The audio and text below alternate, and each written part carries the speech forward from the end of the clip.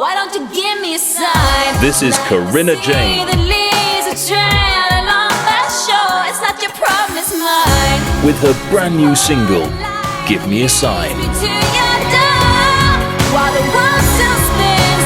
As featured on BBC Introducing. It's just the way it's gotta be. Give me a sign about the things that we don't know. Why don't you give me a sign? Corinna Jane, Give Me a Sign. Out now. It's not your problem, it's mine.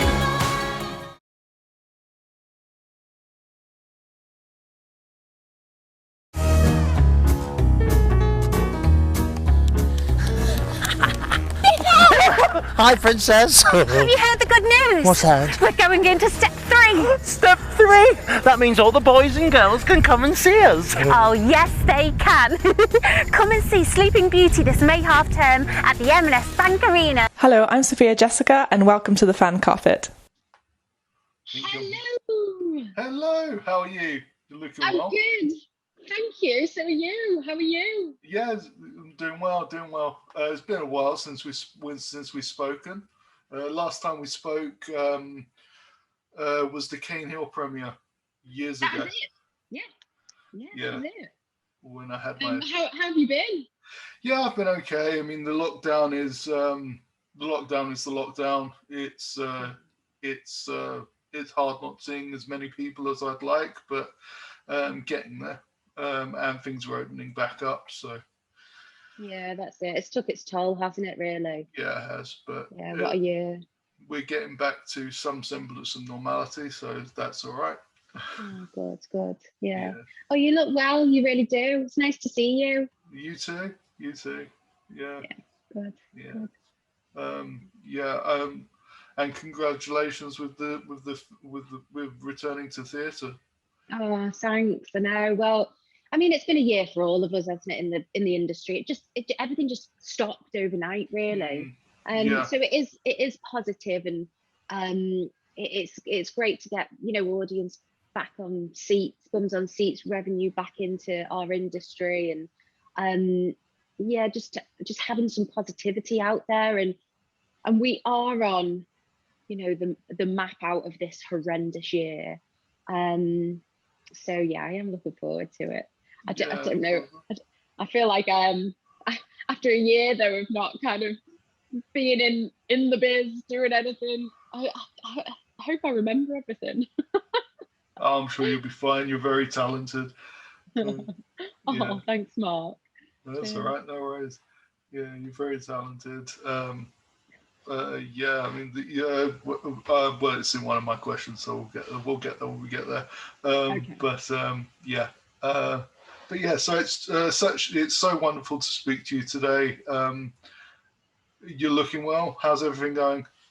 Thank you. Yeah, you're looking well too. Yeah, fine, really. I feel like I'm on a positive kind of month, really. I suppose with things reopening, and I managed to go to the restaurant. My sister's restaurant actually the other day. Was sat outside with some dinner. Just kind of a bit of normality, I suppose. So I'm feeling good. I feel like we're coming out of this year that we've just all horrendously gone through. So if we go back to the beginning, was there a defining moment for you to get into the entertainment industry? I was always in it when I was younger. I loved it. I loved singing. I loved dancing. Loved acting. I loved making up shows for my mum and dad. I used to be more of a gymnast. So when I was really young, I'd push all the sofas out of the room, and I'd just do like this gymnastic show for them. Bless them. It must have gone on for hours. They must have been so bored, but they're really supportive, and they have been ever since. And then I was in Her Benny at 14, so I think that was my first professional show that I did, which was at the Liverpool Empire. I suppose I just got a taste from it then, and just absolutely loved it. And then went on to study at Arts Ed at 16 and then 18. So I did the sixth form, and then I did the 3-year BA course. And just finding different routes. I mean, when I was younger, I always thought I'd be a dancer, and then then I started to love my Shakespeare and go into studying different techniques for drama, and I love that. Obviously, my singing, I've always kept up my singing, and I think as long as you're just loving what you're doing, then you can keep up all different aspects within the industry, and just I mean, I don't know how people plan their careers. I wish I knew how to plan my career. I can't. You just kind of go wherever it takes you, I think. Yeah. That's awesome. That's awesome. Yeah, like to start and like being on theatre, you're able to do everything, like all your loves at once, like because there's some dancing and some singing. I assume to Sleeping Beauty. Yeah, absolutely. Yeah. I mean, it's got all the three graces in, basically. Awesome. Yeah. So there have been many renditions of Sleeping Beauty. What was it about this version that enticed you to get involved with it in this medium? Well, this is pantomime style, so it's going to be very glitz and glamour. Theatre world, obviously it's with Gareth Gates as well, who used to be in Pop Idol, and it's just pantomime's so good to bring in revenue for the theatres and the theatre companies. It makes them a lot of money over Christmas and then for Easter, and I think because of what we've just gone through this last year, I think to start off with a pantomime to bring in the audiences that it's not just for children, it's for adults as well. And then, you don't have to be a theatre buff to love pantomimes. I think pantomime is just for everybody. And that's what theatre should be. It should be for everybody.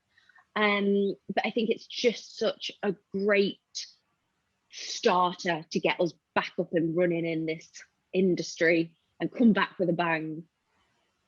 Yeah, awesome. And talking about coming back with a bang, you're back in your hometown, like in your home city, with this. So, how has the rehearsals been like getting after such an unprecedented year? Well, we've not started rehearsals yet. We actually have a very short rehearsal period of a week. So I've never rehearsed anything in such a short time, I don't think. So that'll be a shock to the system. But it's good. Obviously, all the safety measures are in place. Well, obviously all the audience have to social distance anyway. You're within your bubble, so you can book up to 6, like for your family or friends, whatever. But I think it's like 1 or 2 meters distance from any other audience member. There is a one-way system, obviously hand sanitizing. The dancers that we're on stage with our cast, they're coupled up, and yeah. So I think everybody should be happy that it'll all be nice and safe for them. Right. It's got to take a bit of getting used to with like the coupling up and everything and all the restrictions that you have to go through this time. Has that been like a shock, or is it have you just seen everyone like mucking together and just getting it done? I think everybody just does what they have to do because we want to get back. We want to get back up and running. We want the industry to come back fighting.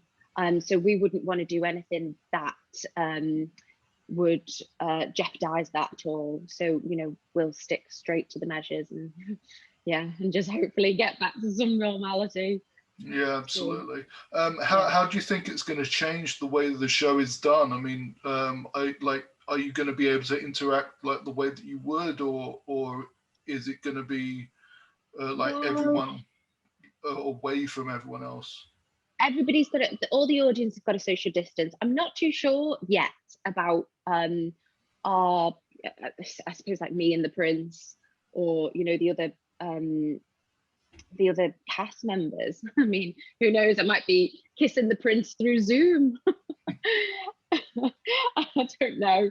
But what was I going to say then? Oh, I forgot what I was going to say.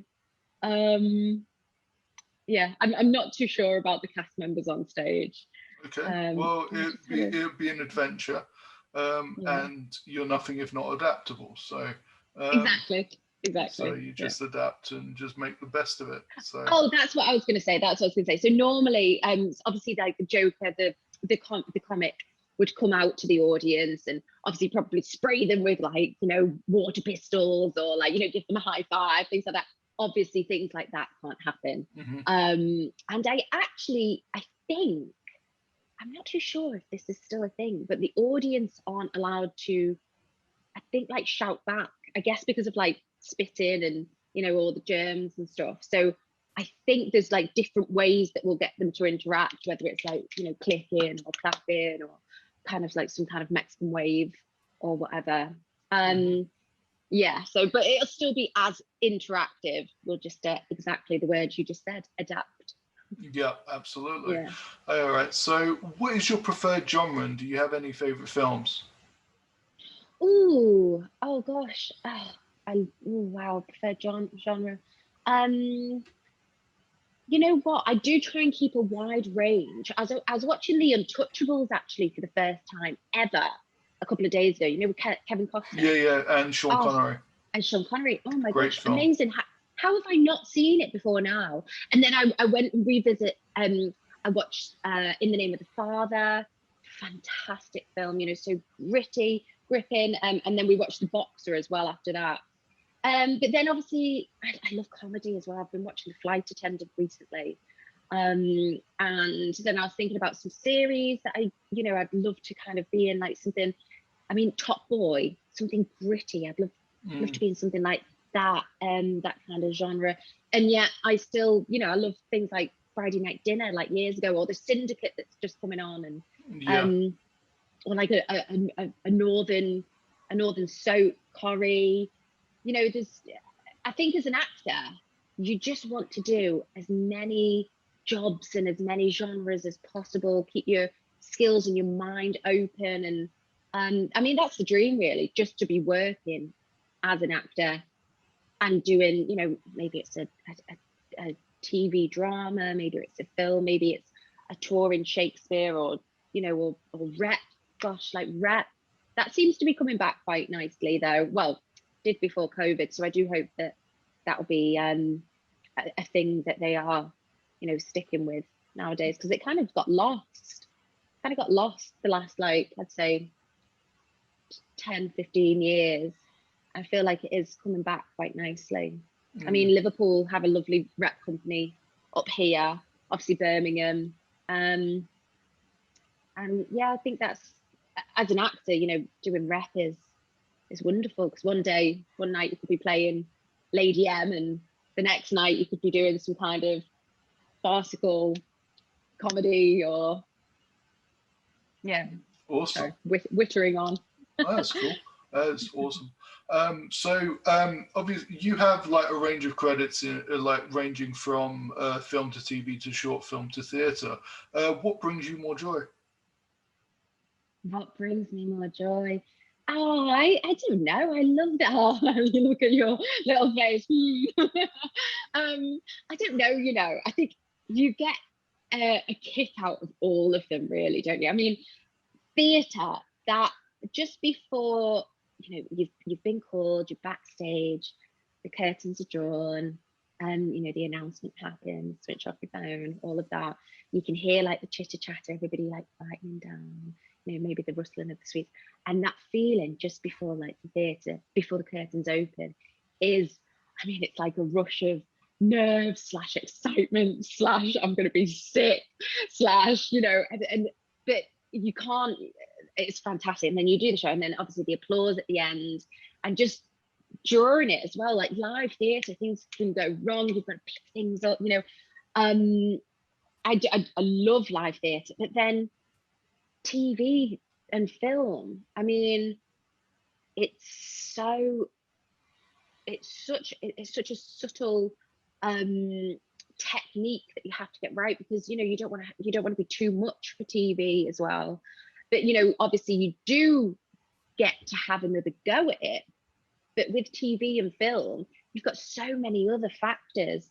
You know, the DOP, the lights, the sound, you know, the gaffer. You have to be on point. You have to get it right each time as well, because, you know, everybody has to get that one shot.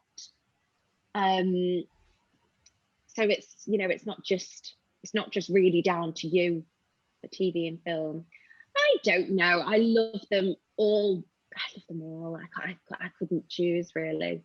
But I think, you know, if you've done, say, a tour for 16 months in theatre, then you know, you really, really want to get like a little TV pilot or whatever, just to have a change as well. And then, you know, possibly people who have been in soaps for years and years, you know, they crave a little bit of theatre, and, you know, it's again, back to your word, it's being adaptable, isn't it?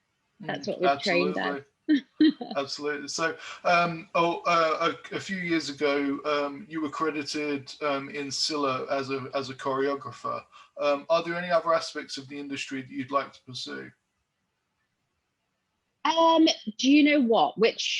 So this last year, obviously, I think a lot of people have been going into this is writing. It's, you know, producing my own work. That's I've got a few things down, some ideas. I mean, obviously, from working on Peppa Pig for such a long time, I do actually quite like the children's kind of audio book aspect as well. So I've got a few ideas down there. And I've got a 6-part series in my head. Obviously, everything's always in everyone's head, aren't they? I need to get pen to paper, really. Yeah. That's it. I think nowadays as well, you know, there's more help and motivation out there to be able to produce and write your own things. And you can, you know, you can flip. If you fancy, you can flip from, you know, acting, producing, writing. You know, years ago, I do think you were a little bit, everybody was like kind of tunnel visioned. Whereas now I think it's more acceptable and applauded, really. So yeah, I would quite like to, there's quite a few things up my sleeve that I just need to get done. Awesome. So are there any genres that you haven't done yet that you'd like to? Do you know what? I think I'd like to play like a really gritty, like drug addict, you know, homeless, someone on the street, someone really, I think those kind of parts are just so juicy for an actor. That's, you know, that's what you crave. Something like that, possibly, or like a detective series, maybe. Yeah, something that's completely different to anything I've done so far. All right, cool. Yeah, that'd be great. Yeah, stretch yourself with the roles that you take. That's the dream. So who inspires you in the industry? Gosh, you know what? I was just actually thinking about who I would like to meet, would have liked to have met. I think Robin Williams is, you know, an inspiration to everyone, and still is. Like, you know, it's within his work, isn't it? He's absolutely wonderful. I'd love to ask him about his character process, but then also Judi Dench is my absolute idol. And years ago, I was in a competition, like a drama competition. I think I was only like 12 or 13, and I'd done a piece that I'd done. I think it could have been The Witches, the Roald Dahl pictures. Children are these revolting, that one, something like that. And I placed, which was wonderful. And then I remember this adjudicator going, "Oh, we've got a little Judi Dench in the making." I remember thinking, "Who's Judi Dench?" I think I was only about 11 or 12. Who's Judi Dench?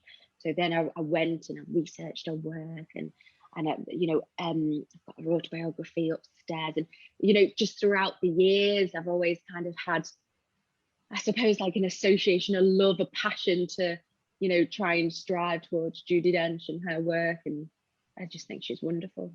She is. She's amazing. And she's a dame.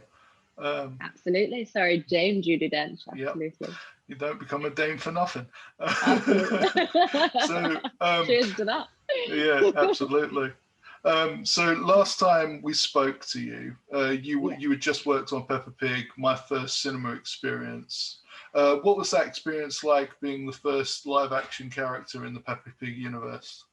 Oh, it was wonderful. I had such a great time. Really and truly, I've been with the company, like within the Peppa Pig family. I was trying to work it out the other day. I think like six or 7 years, because I did 2 UK tours with them, like 16 months each, something like that. And then 4 West Ends. So we always had like a residency in a different West End theatre over the Christmases, which it was so wonderful, just walking into London with all the lights at Christmas and then working in a West End stage. It was just I always every day appreciated it. I really did. I took it in for what it was. And then obviously the film, which the cinema experience, sorry, which was absolutely amazing. And I'll still get messages now, and I get some lovely messages. It absolutely melt my heart. Things like, you know, when the mums and dads have got in touch and just said, you know, actually you've helped development. You've helped, or the cinema experience has helped my child's development with their speech or whatever. So that's things like that. I absolutely love. But then after the cinema experience, we actually toured Australia. So they took us over to Australia, and we did about 5 months, I think, touring all around, which was, what an amazing experience to, you know, go and see Australia, get paid for it, do what we love. I remember the first day when we got there, obviously a bunch of English people, and we were like, kangaroo, kangaroo, and they were just like randomly hopping on like the motorways and then obviously after a few days, like seeing kangaroos everywhere, we were like, oh yeah, they're just like pigeons, I suppose, to us. But they're lovely. We had a fantastic time. We performed at the Sydney Opera House. So that was just a dream come true. I mean, walking through the gardens to the Sydney Opera House. Oh gosh, I mean, I'll treasure that memory forever. And obviously, you know, playing Daisy, pigtails, dungarees, you know, red top. Sydney Opera House is very like, we've not had something like this here before. This isn't what we're used to. But we had an absolutely amazing time. Really, really did. And then obviously, you know, I was obviously with a couple of my pals and one of the girls from my cast, you know, we've become so tight, and we toured a little bit of Australia afterwards as well. That's wonderful. Yeah, that's wonderful. It's those sort of experiences that just make you want to stay doing what you're doing, because you, like, 1 week you could be in Sydney, the next week you can be, not so much at the moment, but you know, it's just great. So fandoms are a big part of the industry. Who or what are you a fan of? Ooh, as in actors or films, or as in just anything? Yeah, anything. Ooh, what am I a fan of? I mean, I'm a fan of food. I love my food. I am such a foodie. And so I suppose, like, during this last year, because I suppose I'm a little bit like my sister as well. My mum's a good cook, and my other sister, my 2 other sisters are great cooks. So, you know, growing up, if you've got like 3 great cooks in the family, you tend not to cook. And so me and my other sister, you know, not chefs at all. Whereas this last year, I was like, oh my gosh, you know, like, can't be going out for meals, things like that, you know. So I did enjoy kind of cooking and realizing, like, things like how to make a roux. I mean, who knew I could ever make a roux? But I am a big foodie. So now that things have opened up again, I will enjoy going back to the restaurants and experiencing just different experiences, really. I'm feeling like I'm taking on life. I think the last year, I think we've realized like how much, you know, it's life's short, and, you know, we just kind of want to enjoy it as long as we're happy. Who cares, in a way. What else do I like? And I'm a big advocate for exercising because it helps my mind. And that is, so I'm not a runner yet. I did the Couch to 5K this last year, and I do feel like I've got into running. I don't know if I enjoy running, but I enjoy the feeling afterwards that I get of like, all the endorphins and yeah. So I'm a big fan of exercise, I guess, and yoga. I did actually did a course in yoga a few years ago, and it's just nice to kind of zone out for a little bit, and just kind of and not kind of worry for like maybe an hour of. Awesome. What does the roux consist of? Okay, so it's flour. Oh my god, this is you're gonna give it. So it's flour and milk, but you have to get it because so a roux is like a cheese sauce, and you know what, I can't like off the top of my head remember, but there's like you have to kind of get like it to a certain consistency before you add the other ingredients, because I had no clue for the first time I made it and just put all the ingredients into one. And my mum on FaceTime was like, no, Emma. What else have I made recently? Like yesterday I made pan-fried sea bream with like pak choy and kind of like an Asian-y sauce. What else? Yeah, that's it. Just lots of kind of creative foodie things, really. I mean, years ago we didn't have things like TikTok, did we? Or it wasn't just at your fingertips going, or I have £10, what can I make for two with £10? And you just put that in and you can find anything, really. Yeah, but I am enjoying going out to a restaurant and having somebody else cook for me. Right, yeah. After this year. Absolutely. I can't wait to get back to a restaurant. So is there a book that you're a fan of that hasn't been adapted to film or TV or Netflix yet that you'd love to be a part of? Oh gosh, what a question. Ooh.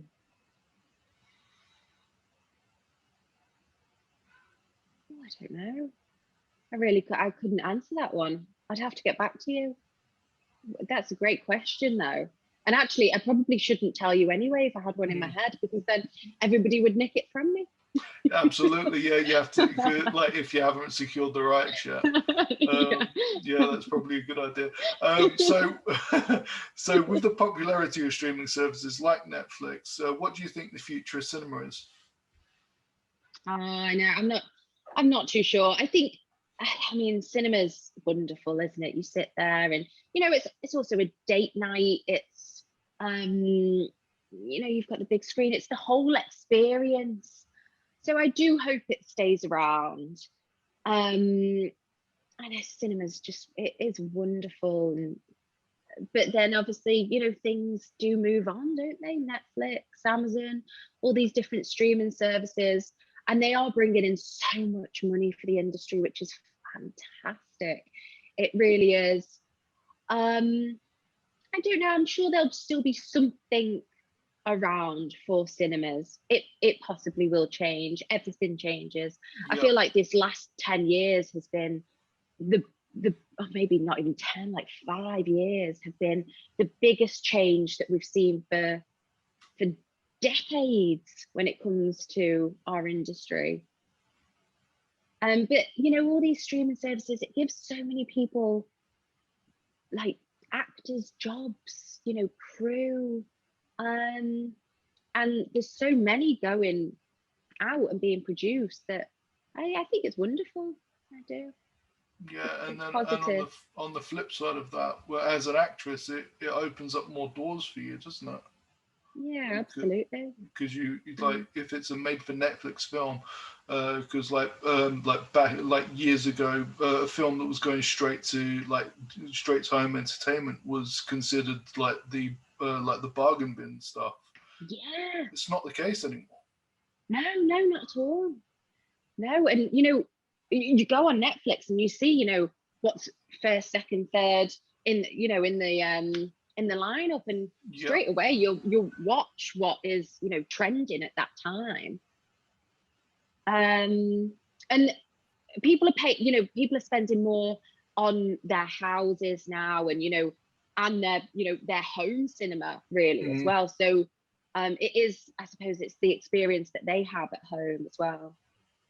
I think it's wonderful. I think it's positive. I do. Absolutely. So what are you hoping audiences will take away from Sleeping Beauty when they get to see it?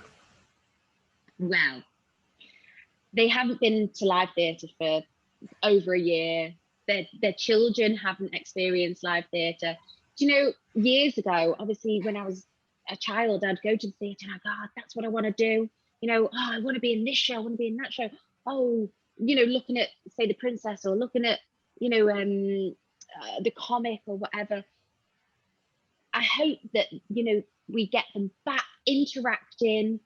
And I just hope they're with us for the journey and they enjoy it, dress up, have fun, join in with us, and just let's get life back to having fun and enjoying our time on this earth, really. Absolutely. Do you think there's a chance of it touring the country? I don't think this one. I don't think so. Because then obviously, really, Panto, it's because it didn't go at Christmas and it didn't go at Easter is why we're on in May and June. But they will, like Shown Productions, will definitely do another Christmas Panto, December time, and hopefully all the other production companies as well. So, and that'll be at the M&S, I would have thought, in Liverpool. Okay. But who knows? I might be in something else touring the country, and then I'll say, Marc, I'm actually in this. Okay, that's brilliant. So, so other than the theatre Panto, is there anything else that you're working on, like currently, that you're like itching to get back to? Well, I've got a few things, obviously, kind of like up my own sleeve, but I've just actually kind of built in a bit of a home studio. So actually, during lockdown, I started doing like funny videos, little lockdown videos, to try and keep people's spirits high. I got my mum and dad doing a little bit of a cameo when they were here, and my little niece as well.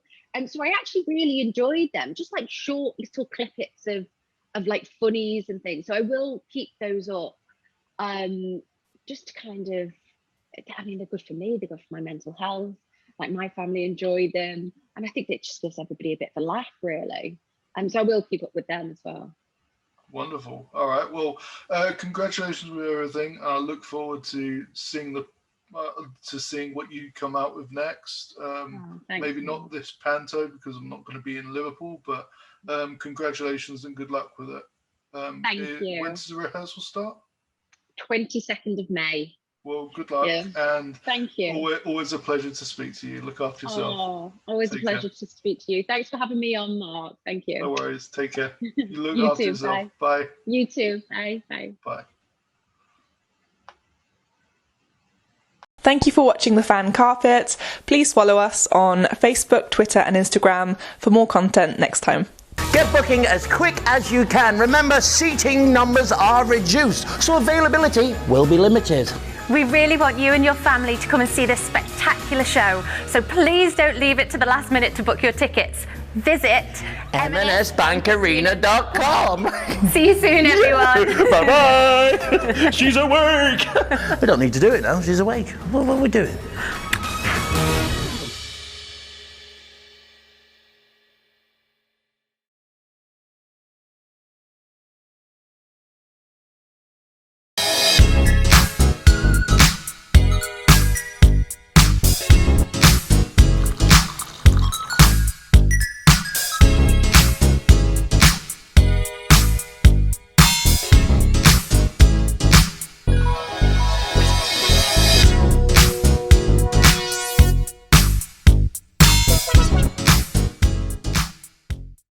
I'm here on the largest of the Balearic Islands, Mallorca, with the turquoise waters of the Mediterranean Sea, beautiful mountainous landscape, the thriving city of Palma, quaint little market towns, a growing number of luxury hotels.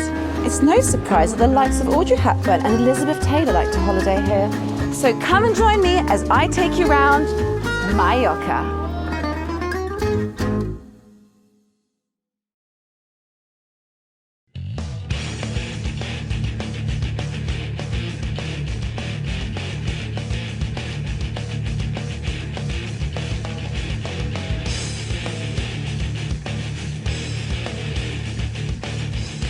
Thank you for watching The Fan Carpet. If you like this video, be sure to click that thumbs up button at the bottom of your screen. And also be sure to subscribe to the Fan Carpet YouTube channels. They're absolutely free and so much fun too. Be sure to check out the official website, thefancarpet.com. Also, you can follow us on Facebook, Twitter, and Instagram to stay up to date with reviews, competitions, the latest news, and so much more.